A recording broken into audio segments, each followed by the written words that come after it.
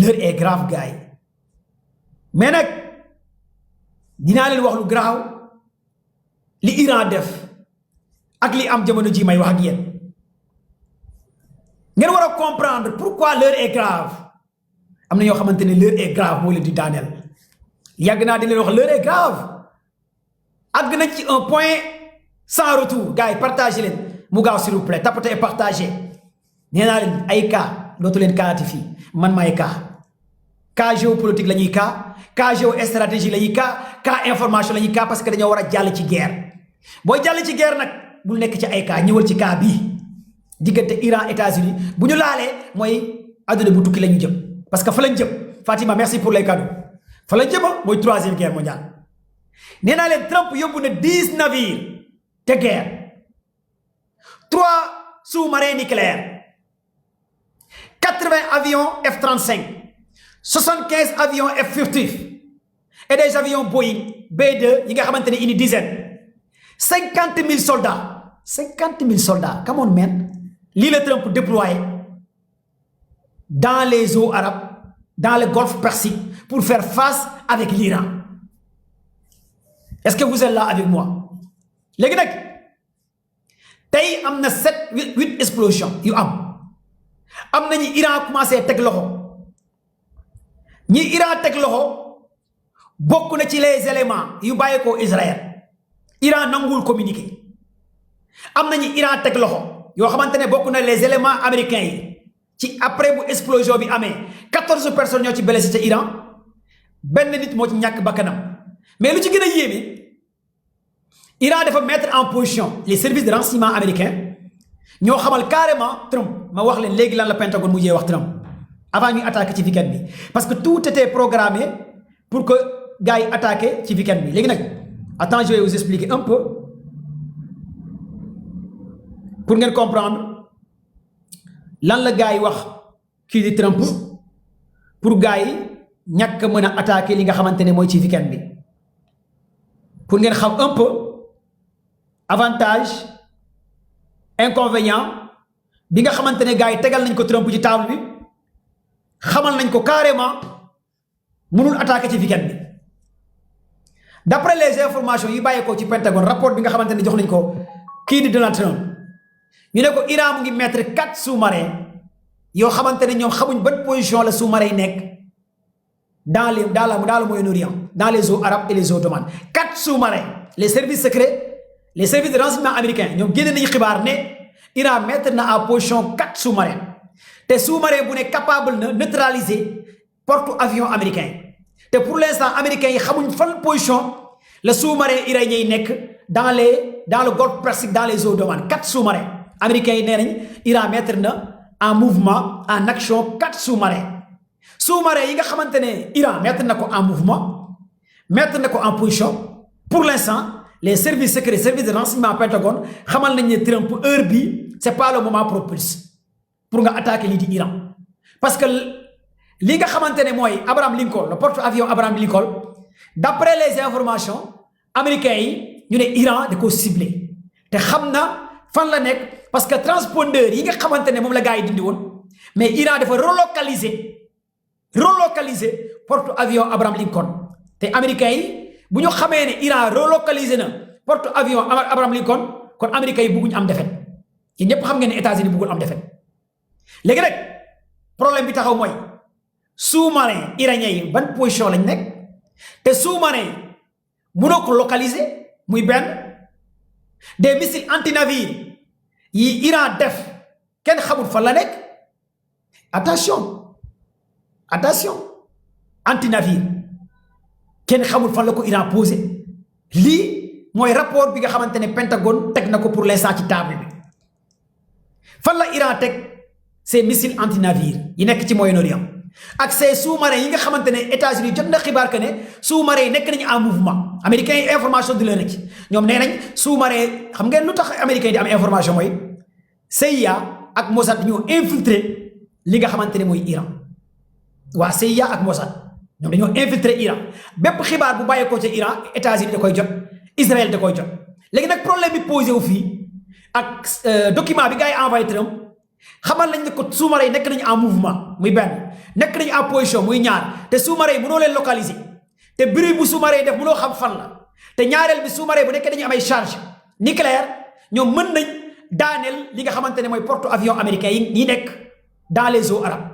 dans les eaux d'Oman lii mooy cas bi taxaw bi tegu ci table bi nga xamante ne instant yi moo jaaxal les services secrets américains yi mais bu nekkutoon loolu gars yi dinañ dóor Iran mais pour l'instant première échéance bi gars yi commencé def mooy foog ñu détecter sous-marin Iran yi fan la nekk muy benn ñaareel bi les navires les missiles anti-navires yi gars yi teg waa Iran foog gars yi repêché ko ñetteel bi les systèmes de défense anti-aérienne Iran foog gars yi mën koo neutraliser rapport bi lii la génne parce que wax naa leen Kodat 15 système de défense anti-aérienne bu Iran bi Talash 4 système de défense anti-aérienne bu Iran bi ñooñu foog gars yi xam dëggantaan avant ñuy attaquer fan la Iran teg ses systèmes de défense anti-aérienne ak ces radars technologie bi nga xamante ne moom lay Iran di brouiller l'espace aérien iranien rapport bi génn tey mooy les avions F-35 américains aussi nee nañ à 500 kilomètres munoo pénétrer espace aérien Iran loolu aussi rapport bi génn na ko lu ngeen ci war a comprendre mooy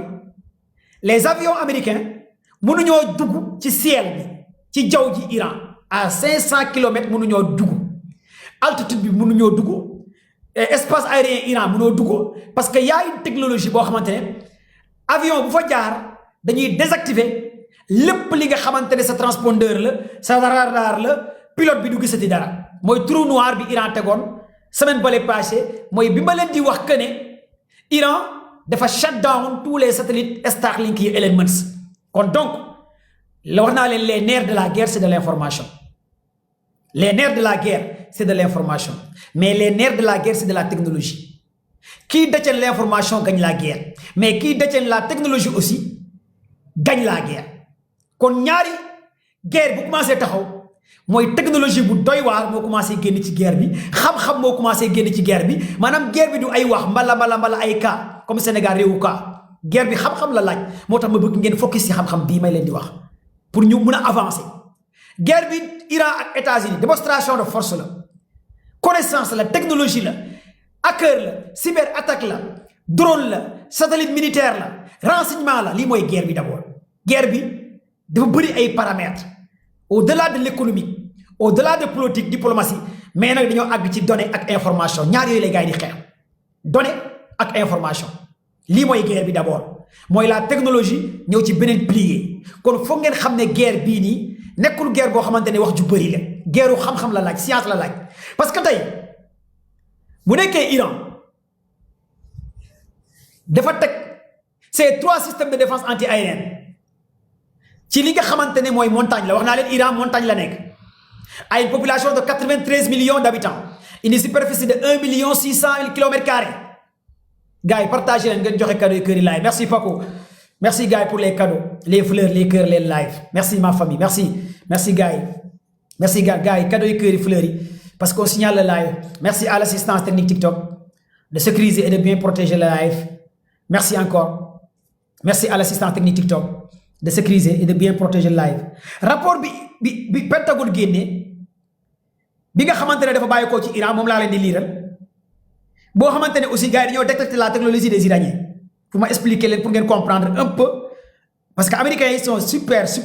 puissants kon États-Unis lépp lu muy dugg rek da koy xam pour ngeen comprendre d'abord ñu ne pour ngeen comprendre fii ñu ne la stratégie des Iraniens n'est pas affronter les États-Unis de front ñu ne stratégie bi Iran teg c'est pas pour affronter États-Unis de front parce que les Iraniens reconnaissent que la puissance des marines américaines léegi la stratégie des Iraniens fii lay américains di wax mu ne ñu ne stratégie Iran yi du affronter Iran États-Unis en front déedéet mu ne prenons exemple l'Iran préfère miser sur la guerre asymétrique ce sont les Américains qui parlent ñu ne Iran dafa miser sur la guerre asymétrique 2 navires civils naviguent près d'un porte-avions tout semble normal 2 navires civils maanaam dañuy jël ay navires américains ñooy wax ay bateaux yoo xamante ne dans le détroit d'Ormuz dans le Moyen-Orient ay navires yu bëree bëri yoo xamante ne ay bateau du ñu nekk ay bateau de guerre dañuy naviguer mais navires yooyu lu ñu yor ci ay missiles hypersoniques kenn xamut nu mu toll alors que ces navires civils d'après les services secrets américains détiennent des missiles hypersoniques et des missiles intercontinentaux et ces navires civils sont escortés par des sous-marins. Attention, ce sont les Américains qui parlent la technologie des Iraniens. Nous avons fait deux navires civils naviguent près d'un porte-avions, tout semble normal. Soudain, une simple pression sur un bouton, les portes d'un conteneur s'ouvrent et un missile sort. Il s'agit des missiles anti-navires iraniens de fabrication artisanale. Des missiles anti-navires iraniens de fabrication artisanale. Donc, pour faire face avec l'Iran, il faut déconnecter ces navires civils et ces navires militaires iraniens. Alors que tout le Moyen-Orient, Iran a misé sur des navires civils et des navires militaires. Alors que les Américains ne sont pas capables de détecter quels sont le contenant de ces navires civils et ces navires militaires. Il s'agit des missiles anti-navires iraniens de fabrication artisanale. New York fini, à basse altitude et des vedettes rapides débarquent par des cargaisons. Sans oublier les petits sous-marins, ces derniers peuvent lancer des torpilles simultanément. Iran détient des sous-marins qui sont capables de lancer à longue portée et de courte portée. Ces sous-marins, il y a des torpilles simultanées qui peuvent faire des multiplications à effet. C'est le rapport du Pentagone guinéen. Attention. Quand l'on voit la puissance des Iraniens. Les Américains, ils savent ce qu'ils font. Nous avons encore rapport pour comprendre le Trump attaqué parce que Trump a attaqué la marine du tribunal des gardiens de la révolution islamique exploite des centaines de petites embarcations d'attaque rapide, armées de mitrailleuses lourdes, de roquettes et de missiles anti-navires. La tactique employée est simple mais redoutable. Au lieu d'affronter un destroyer américain en duel, ce qui serait voué à l'échec, elle déploie simultanément des dizaines de petites embarcations depuis les directions objectives. Nous, l'Iran utilise des petits navires, des gaal yu ndaw, des bateaux yu ndaw, des bateaux commerce, des bateaux yoyu. Les services de renseignement américains ni nenañ Moyen-Orient bi yépp ay bateau la géej yépp Iran dafa def ay bateau légui bateau yoy do xamé ban bateau mo ci nek bateau militaire té alors que américains dem nañ ba constater tous ces bateaux là dafa am li nga xamantene ay missiles hypersoniques ay torpilles ay engins ay lance-roquettes et des drones de surveillance alors que ces navires civils détiennent beaucoup de choses. Merci Sonko 2029 rapport bi ba légui mu ngi continuer moy rapport bi Pentagone envoyé devant Trump pour Trump étudier rapport bi avant muy attaquer. En cas de conflit, écoute, fille nag la am solo. En cas de conflit, l'Iran pourrait utiliser des sous-marins, des embarcations légères. Américains en cas de conflit, l'Iran peut utiliser des sous-marins ou des mines navales. Ou des mines navales et des missiles balistiques intercontinentaux à travers ces engins qui sont dans les eaux d'Oman, dans les eaux d'Arabes. Pour l'instant, nous sommes incapables de détecter là où se trouvent ces sous-marins iraniens. Pour l'instant, nous sommes incapables de détecter là où se trouvent ces sous-marins iraniens. Pour détecter un sous-marin, c'est très difficile parce que la profondeur des eaux, xam nga li ngeen wara comprendre fi. Américains dem nañ béné ci Moyen-Orient bi dafa xóot. Dans les eaux d'Oman dafa xóot. Xóotaay bi mu xóot. Ñom mënu ñoo détecter les sous-marins iraniens. Té lolu bokku na ci lu leen nara sonal ci guerre bi nga xamantene Iran def nako. Ñu né le régime emploie également la tactique du tir et replie avec des équipages embarqués sur des camions et des missiles balistiques. Ñu né Iran dafa jël ay camions def ci ay missiles balistiques et des camions qui sont connectés directement par des tunnels dans les montagnes à l'est-ouest de Moyen-Orient. Li moy rapport bi gay envoyé ki nga xamantene moy Trump. Les États-Unis ne peuvent pas riposter par rapport à ces missiles hypersoniques. Si l'Amérique engage sur cette guerre frontale envers l'Iran, l'Iran risque de couler 3 à 4 porte-avions américains. Américains ñoy wax ñu ne buñu engagé guerre bi ni pour l'instant avec Iran moy rapport bi gay yone Trump légui nak Trump mo wara valider.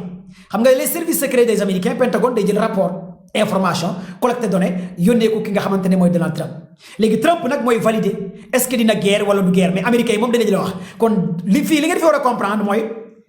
Pentagone ñom xamal nañ ne informé nañ Donald Trump ne ko guerre bi baaxul ci ñun guerre bi baaxul ci Amérique américain won nañu carrément Trump guerre bi bo ci duggé dina ñak ay porte avion woon nañ carrément Trump guerre bi boo ci duggee doo réussir Pentagone jox na Trump rapport bi yëpp xamal na ko Iran lu mu téye ak lu mu yor gars yi est-ce que vous êtes là avec moi rapport bi jeexagul de rapport bi jeexagul c'est juste pour vous montrer pourquoi jusqu'à présent États-Unis attaqué wul non yàlla jàppale Iran gars yi partagez le mu gaaw s'il vous plaît le live on signale le live te vous êtes là donnez des fleurs des cadeaux ku abonné gul na nga abonné lépp li ngeen bëgg a xam ci géopolitique géostratégie abonné ci compte TikTok Commande Dubai wala nga abonné bu na gaaw gars yi dara du leen rëcc pour ngeen comprendre maa ngi ñëw léegi ci rapport waa Iran bi parce que nee naa leen tey ragal naa feeg suba xeex bu amul ci weekend bi lundi mardi moom xeex du am mais jàpp leen ne lépp ngi ci weekend bi instant yi parce que am na lu xew ci weekend bi lépp ngi ci weekend bi bu xeex amul xeex du am jamono ji Iran démarré na ses manœuvres militaires. Merci Mami, merci pour les cadeaux. Il faut faire comme Mami, merci Mami, merci pour les cadeaux. Merci Joe pour les cadeaux. Merci encore Gaï. Fatima Zahra, merci pour les cadeaux les frères. Nagao. Iran dafa démarrer ses manœuvres militaires tey. Lu ci gën a yéeme les services secrets des Américains par le biais de Maison Blanche ñu ne Trump nee na bu avion Iran yi survolé porte avion américain yi mais yéen Trump mooy kan Poko merci xam nga Trump dafa waxoon gars yi dañuy def manœuvre militaire def manœuvre militaire léegi Trump joxe na xibaar ne avion Iran yi bu ñu survolé porte avion américain yi ci manœuvre bi léegi nag dañuy xaar ndax avion Iran yi wala avion Russie wala avion Chine yi dinañ survolé porte avion États-Unis léegi Trump ndax day bombardé avion Iran yi wala du ko bombardé loolu la ñëpp di xaar tey ci guddi gi manœuvre militaire yi ak suma dimanche parce que manœuvre bi mën na indi xeex dans le golfe Persique dans les eaux d'Oman dans les eaux d'Arabes manœuvre bii commencé am tey mën na indi xeex parce que gars yi mën nañ laale ci géej gi ñoom ñëpp ñu ngi ci géej gi parce que lépp luy transit maritime fa lay jaar te bu nekkee Trump dafa bëgg a bloquer le détroit d'Ormuz gars yi dinañ jàll les marines russes les marines chinois dinañ foncé jàll les marines iraniens dinañ foncé jàll parce que ils ont eu des informations que la marine américaine dafa bëgg a bloquer détroit d'Ormuz pour shut down transit pétrole bi nga xamante ne mooy bàyyeekoo Iran di dem Chine ak li nga xamante ne mooy Russie lii mooy plan Donald Trump léegi Trump mënul tëj espace aérien Iran mais mën na tëj détroit d'Ormuz wala bu tëjul détroit d'Ormuz mu def telle sorte que ne navigation bi les bateaux fantômes pétroliers Iran gars est-ce que vous êtes là avec moi li ma leen di wax fii dafa am solo parce que lii moo tax ma taal live bi partagez leen mu gaaw li may wax fii c'est hyper important pour les élèves les étudiants parce que nee naa leen 4 piliers moo am ci guerre bi dafa am guerre économique moo ëpp doole ci guerre bi guerre donnée d'information guerre technologie mais aussi guerre nucléaire mooy 4e pilier de guerre bi léegi nag àgg nañ ci guerre économique mooy géej gi d'abord économique géej gi mooy économique pétrole bi nangam guerre d'information et de données ak guerre technologie ak nag ñu àgg ci guerre nucléaire foofu nag armes yi ñooy wax technologie mooy wax information mooy wax kon lii démonstration de force des Américains à travers cette guerre Fatima merci pour les cadeaux États-Unis dina wone lan la yor ci technologie Chine dinaa leen wax sax destroyer yi Chine envoyé ci Moyen-Orient bi même les Chinois dañoo fabriqué benn avion destroyer FIH boo xamante ne benn radar bu ñu ko gis te Chinois yi yóbbu nañ ko avec la marine Chine pour Chinois yi xool est-ce que avion marine boobu noonu ak seen navire de guerre yi ndax réellement États-Unis mën na ko détecter parce que fu mu ne ku ne ci ñoom dafa bëgg a natt dooleem ci technologie bi nga am ñoom ñëpp parce que pour nga mën a def guerre foog nga testé dañoo nekk ci benn phase bu test ku ne day test armada bu mu yor technologie bu mu yor ndax capable na neutraliser son adversaire loolu moo tax Chine indi ay bagages am teg Russie indi ay bagages am teg Iran indi léegi nag américains yaa ngi samp ci géej gi xaar américains yi ñoom ñu ngi samp wax naa leen plus de 10 navires la américains yi indi ci Moyen-Orient 3 porte-avions 50 000 soldats les F-35 kon États-Unis samp na ci géej gi di xaar léegi nag foofu mooy technologie mooy wax c'est la technologie qui parle gars yi partagez le live bi vous êtes 3000 personnes sur le live sànq maa ngi leen di wax lu am solo pour ngeen comprendre mooy rapport bi état Pentagone di envoyé Trump maa waxaat encore rapport bi parewuma ci rapport bi ngeen comprendre fii encore lan la wax les Américains disent que les Iraniens sont capables de tirer un missile et se déplacer immédiatement vers une nouvelle cachette avant que les États-Unis ne puissent riposter. Rapport bi mooy wax ñu ne les Iraniens sont capables de tirer un missile, une nouvelle cachette avant que les Américains ne puissent riposter. Cela transforme le fait que le Golfe en une position de destruction où les navires américains sont constamment menacés de tirs terrestres. À travers des tirs terrestres, Iran peut s'attirer l'espace aérien des eaux d'Arabie avec leurs drones de renseignement et des missiles javelins et des missiles hypersoniques. Le système de défense anti-aérienne États-Unis peut s'attirer à tout moment par rapport à ces drones iraniens. Le rapport mooy waxam États-Unis système de défense anti-aérienne bu mu yor mooy le dôme de fer Israël, le THAAD-1 ak le Patriot américain. Rapport bi ne est-ce que le système de défense anti-aérienne des Américains peut neutraliser tous ces drones iraniens et ces missiles hypersoniques et ces missiles intercontinentaux des Iraniens, alors que l'Iran est capable de tirer à travers l'espace aérien, à travers ces montagnes terrestres et à travers le sous-marin Angers. kon lii mooy rapport bi nga xamante ne moom la gars yi jox Trump maanaam rapport bi américains yi dem nañ beneen Iran mën na dóor ci montagne mën na nekk ci montagne di fëgg Amérique parce que Iran ci montagne la nekk muy benn ñu ne Iran mën na dóor ci géej gi seen sous-marin yi mais Iran mooy aussi mën na utiliser espace aérien à distance di dóor di déplacer te bu nekkee day dóor di déplacer avec les missiles hypersoniques américains yi merci Fatima du ñu mën a détecter la position de ces missiles hypersoniques des Iraniens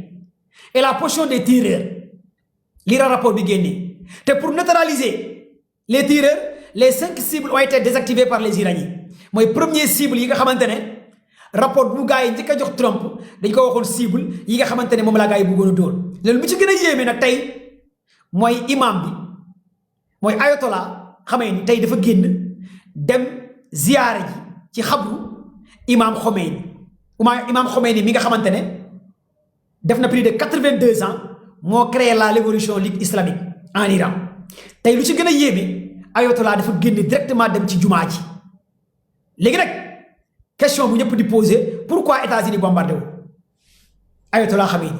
lan moo tax américains yi reyuñ ko bu mu génnee dem te distance bu mu dem ak Téhéran ak bunkeram bi mën na plus de 80 kilomètres par des véhicules blindés léegi nag pourquoi bu dugg ci mausolée imam Khamenei bi dem ziyaare comme man ni may demee ci xabru baañu ziyaare ji comme keneen ki ni muy demee ci xabru Sëñ Tuubaa xabru El Hadj Malick Sy te dafa dem ci xabru bi di ñaan tey ayatollah Khamenei dafa dem ci xabru bi di ñaan pour affaire guerre bi di ñaan léegi nag les services de renseignement anglais britannique français allemand américain ñu ne pourquoi États-Unis bombardé wu question bi nag la yéen lay laaj te waxoon nañ Khamenei bokk na ci cible bi léegi lu tax gars yi bombardé ñu Khamenei point d'interrogation léegi fii les sous-marins de classe GD les sous-marins iraniens de classe GD fii la rapport bi gën a amee doole ngeen déglu fii ma xool ne wax leen lan la américains yi wax envers les iraniens mais américains yi am nañu information ci waa Iran de maa ngi doog a dégg que Iran am na ay sous-marins GD c'est la première fois te États-Unis moom ko xamal déglu leen fii ma wax leen fii lu ci gën a am solo lan la américains yi wax ñu ne les sous-marins de classe GD bu ngeen paree ngeen dem IA Google ngeen xool GD sous-marins iraniens yi difficile à détecter en raison de leur petite taille. En raison de leur petite taille et de leur faible signature acoustique, pourraient se positionner à des endroits stratégiques à proximité de points de passage maritimes des porte-avions américains comme le détroit d'Ormuz. Gars, est-ce que ma lire la phrase bi? Ma lire la phrase bi gars. Américains ñoo génnee lii. Ñu ne Iran, les Iraniens ont des sous-marins de classe GD. Difficile à détecter en raison de leur petite taille et leur faible signature acoustique, pourraient se positionner à des endroits stratégiques à proximité de points de passage maritimes clés comme le détroit d'Ormuz à des profondeurs. Ñu ne Iran dafa am ay sous-marin yu ndaw yu tudd GD sous-marin yooyu mënoo leen détecter mënoo leen gis lii la américains yi wax ñu ne sous-marin yooyu ragal nañ njort nañ ne que mën na nekk ci détroit d'Ormuz te sous-marin yooyu mën na am sax ñu ngi topp porte-avions américain te sous-marin GD yi pour l'instant ñoom mënuñu leen détecter. La technologie des Américains ne parvient pas à détecter les sous-marins iraniens GD. gars est-ce que du ma arrêté live bi mais waa Iran maa ngi doog a xam Iran am na sous-marin GD li may nekk dëmm information yëpp non américain les américains sont américains dañoo xam Iran lu mu yor lépp moo tax ndekete ñemuñu attaqué Iran encore rapport bi jeexagul lii moo tax Trump jënd glace lii kañ ku la ko tegal gis ngeen rapport bi pour ngeen comprendre vous voyez le rapport gis ngeen yëpp ci rapport bi dafa gudd quoi yëpp ci rapport bi la lii moo tax Trump jënd glace léegi rek fii ñu ne les sous-marins sont équipés de petites torpilles lourdes capables de déployer des mines marines. Ce sont les Américains qui parlent là. Ces sous-marins GD sont équipés de petites torpilles lourdes capables de déployer des mines marines. Ces sous-marins pourraient lancer des attaques surprises contre les porte-avions américains à tout moment. Ces sous-marins, les porte-avions américains entendant une embuscade près des mouvements attendus ces derniers. Les sous-marins de classe Yateur, encore, Iran Mokomo. Les Américains disent que l'Iran a un sous-marin, YouTube Yateur. Les Iraniens n'ont pas communiqué sur leur arsenal de guerre et leurs stratégies de combat. Les Iraniens détiennent des sous-marins Yateur. Yateur, ça s'écrit Y-A-T-R-R. Mangi doga xam tay Iran amna ñaari sous-marins yu mel nonu musuma ko xam ngeen wax ma américain ñoo mako wax ñu ne ces sous-marins Yateur pourraient lancer une attaque coordonnée à la torpille ciblant la coque et les systèmes de propulsion des porte-avions américains. Une attaque réussie contre un porte-avions pourrait paralyser son pont d'envol, réduisant considérablement la capacité de projection de puissance aérienne US Navy. Moi, porte-avions US Navy. Ciblage US Navy dans le détroit d'Ormuz. Les Américains, de plus, ces sous-marins pouvaient poser des mines sous-marines. Les sous-marins GD et Yateur pouvaient poser des mines à l'intérieur du détroit d'Ormuz. Manam gaay dañuy miné géej gi américains yi nenañ Iran mën na miné géej gi comme ni ngay amé ay mine terrestre mais mine la gaay def légui mine yoyu ils ont peur que ces porte-avions jaar ci mine kon dans ce cas là porte-avions yi dañuy tak té li américains ñoko wax gaay l'heure est grave c'est la puissance des Iraniens li le Pentagone génné comme xibar comme information man musuma xam Iran yor na li kon nekete Trump doful ñu né le porte-avions US Navy. Sa position est ciblée à l'instant. Le porte-avions US Navy, biga xamantene transpondeur yi ko dindi won, sa position est ciblée. Le porte-navy Abraham Lincoln, sa position est ciblée. Ces deux porte-avions ont été ciblés par les Iraniens. Iran dafa ciblé ñaari porte-ki bobu, moy tax drapeau bi ñu defon ci capitale Téhéran, woné porte-avions bi, woné deret ju bari, ciblé ko yone US Navy. On est Abraham Lincoln, comme ça prouve que c'est sous-marin la gars qui. Li moy rapport bi gars jox Trump, li motax Trump ba légui ñemagul attaquer. Gars rapport bi jéxagul lé. Ñu né encore la cinquième tactique que l'Iran peut utiliser au cas où si les Américains attaquent l'Iran. Fi États-Unis ñoy wax ñu né cinquième tactique bi Iran mëna utiliser riposte envers les Américains au-delà de ces sous-marins. Ngeen déglu fi ma wax lé. Américains yi nénañ bu nekkee Iran utiliser ses sous-marins utiliser dara américains ñu ne ban tactique la Iran war a riposter léegi américains yi nag ñoom ñooy wax Iran nan la war a xeexee non yàlla moo mën a may nous ne pouvons pas ignorer la menace aérienne rapport bi nee na la menace aérienne est-ce que les Américains sont capables de surveiller l'espace aérien Israël et l'espace aérien de ses bases militaires comme Irak, comme Qatar, comme Afghanistan, comme Jordanie. Lire le rapport du au moment des attaques, est-ce que Israël et États-Unis sont capables de surveiller ces bases militaires? Irak, Qatar, Cisjordanie. Les alliés des Iran, Yémen, les outils en Yémen, Hezbollah au Liban, Hezbollah au Irak, les alliés la gagne de liste américaine, Hamas. Israël bombardé Israël. Est-ce que les Américains sont capables de surveiller tous les alliés missiles de l'Iran au moment où des frappes? L'Iran est capable d'investir des drones sur l'espace aérien israélien pour s'attirer ces trois types de systèmes de défense anti-aérienne. Le dôme de fer Israël, le Patriot américain,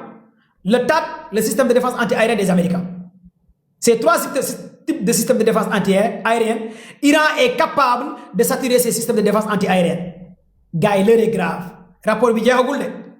L'Iran a investi massivement pour devenir une superpuissance des drones au Moyen-Orient. Rapport américain, Pentagone bi mooy wax. L'Iran a investi massivement pour devenir une superpuissance des drones au Moyen-Orient. En cas de conflit,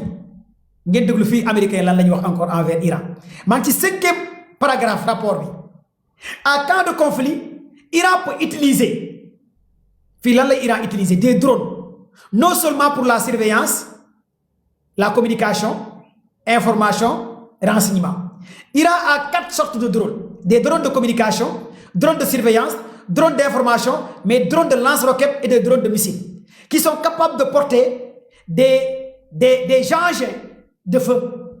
et des engins de ciblage à des cibles courtes et longue portée. Mooy drone yi nga xamante ni Iran yor na ko mooy Mojahir 6 bi ma leen doon wax keroog xam nga wax naa leen Iran dafa yor ay drone yu bëree bëri Mojahir 6 ay Khadi ay Tchad yooyu yëpp bokk na ci drone yi nga xamante ni Iran yor na ko léegi nag rapport bi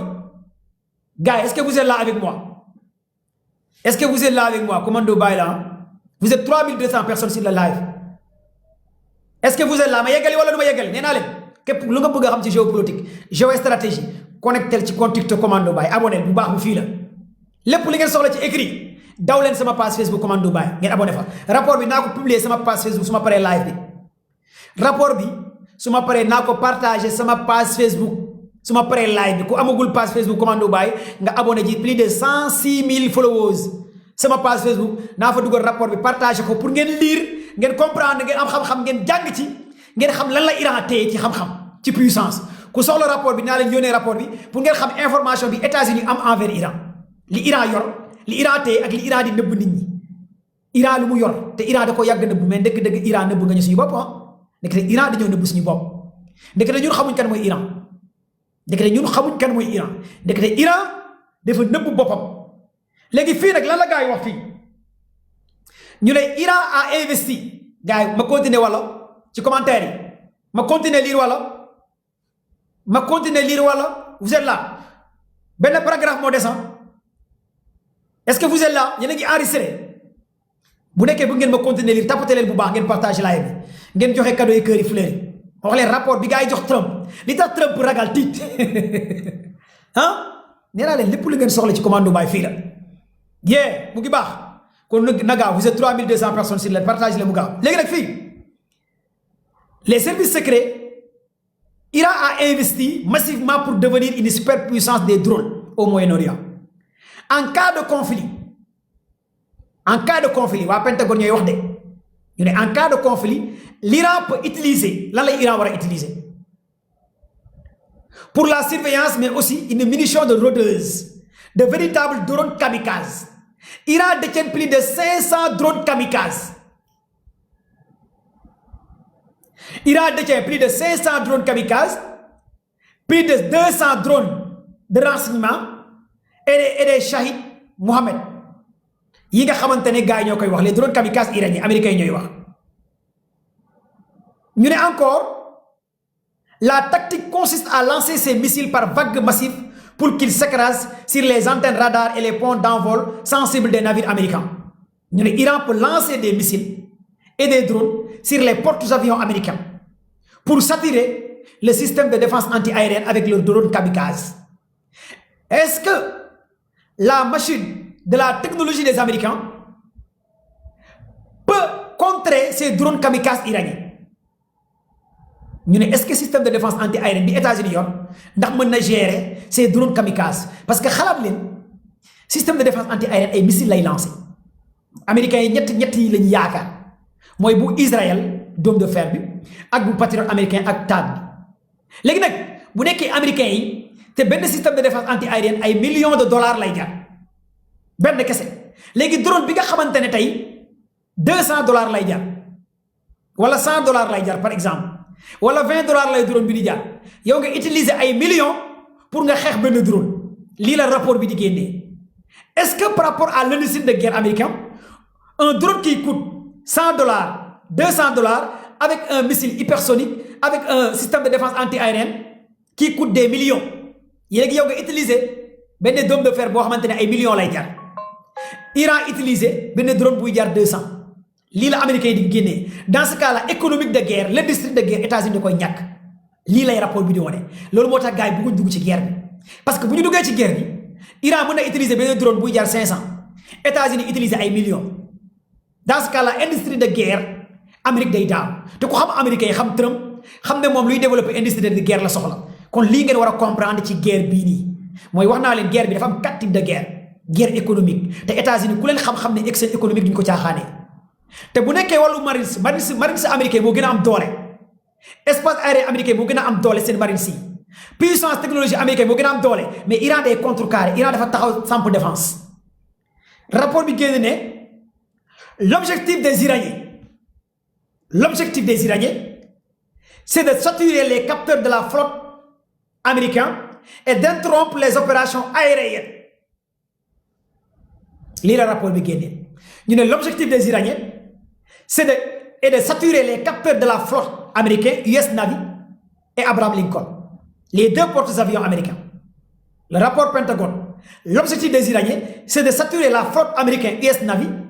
et porte-avions Abraham Lincoln rapport Pentagone bi ñu gars yi jox Trump moom laa lire bi léegi ñu ne dans ce cas-là si les Iraniens parviennent à saturer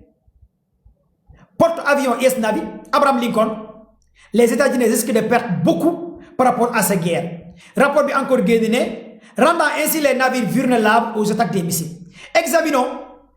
la 6e attaque pare naa 5e bi maa ngi ci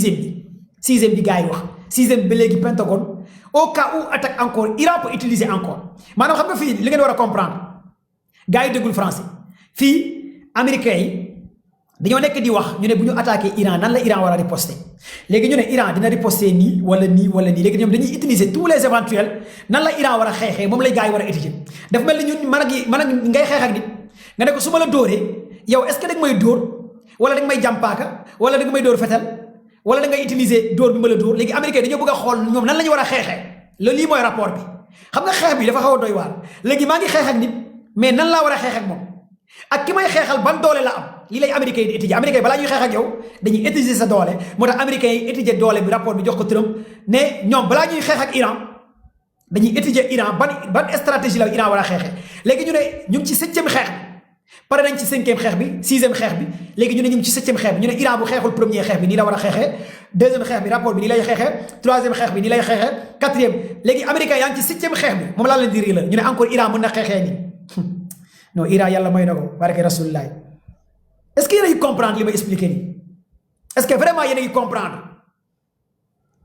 bu nekkee yéen a ngi comprendre ngeen wax oui monsieur le maire de Kaolack parce que 2027 candidat la mairie Kaolack c'est ak sama mouvement fédérateur des patriotes Kaolack quoi yi xaar leen fa tellement commande Dubaï samp naa de pour mairie Kaolack bi incha allahu rabbi l'heure est grave est-ce que yéen a ngi comprendre gars yi est-ce que réellement yéen a ngi comprendre li may wax nii merci Sophia Ba Djine merci yéen a ngi comprendre les amoureux de la géopolitique gars yi kon partagez le mu gaaw na gaaw exactement yéen a ngi comprendre voilà léegi dama leen di waxal 6e ok examinons léegi la 6e tactique bi Iran war a utiliser mooy 6e attaque bi Pentagone wax Trump Iran mën na ko utiliser encore ci xeex bii nii léegi ban plan la américain yi wax ne que Iran mën a utiliser 6e xeex bi examinons la 6e tactique des Iraniens au cas où nous attaquons Téhéran américains yi ñuy wax examinons la 6e phase tactique des Iraniens au cas où nous attaquons Téhéran ñu ne la flotte américaine dépend des ports de Bahreïn et de la couverture aérienne des bases du Qatar pour poursuivre les combats rapport bi nee na la flotte américaine dépend base militaire bi nekk Bahreïn bu États-Unis bu nekk Bahreïn boo xamante ne am na plus de 5000 à 8000 soldats flotte américaine Abraham Lincoln base boobu moo koy protéger ak beneen base bi nekk Qatar moo koy protéger rapport bi ne fii la stratégie des Iraniens l'Iran peut bombarder les 2 bases militaires américaines Qatar et Bahreïn si l'Iran bombarde les 2 bases militaires Qatar et Bahreïn la stratégie de défendre la porte-avions US Navy ça va être très compliqué si Iran a attaqué les 2 bases militaires qui sont capables de défendre la flotte américaine US Navy fii rapport bi dafa ne ñaari base militaires yi nekk Bahreïn benn bi fa la nekk benn bi nekk Qatar rapport Pentagone bi ne Iran bu bombardé ñaari base militaires yi léegi kan mooy protéger porte avion bi nekk ci Moyen-Orient ñu loolu la ñuy wax Trump ñu ne ko kan moo koy protéger Iran bu bombardé base militaire bu nekk Qatar te base militaire bu nekk Qatar yor na ay missile bu yàqoo Bahreïn yàqu léegi ñun avion bi nekk ci géej gi ku koy aar kan moo koy protéger lii la rapport bi di wax loolu la ñuy wax Trump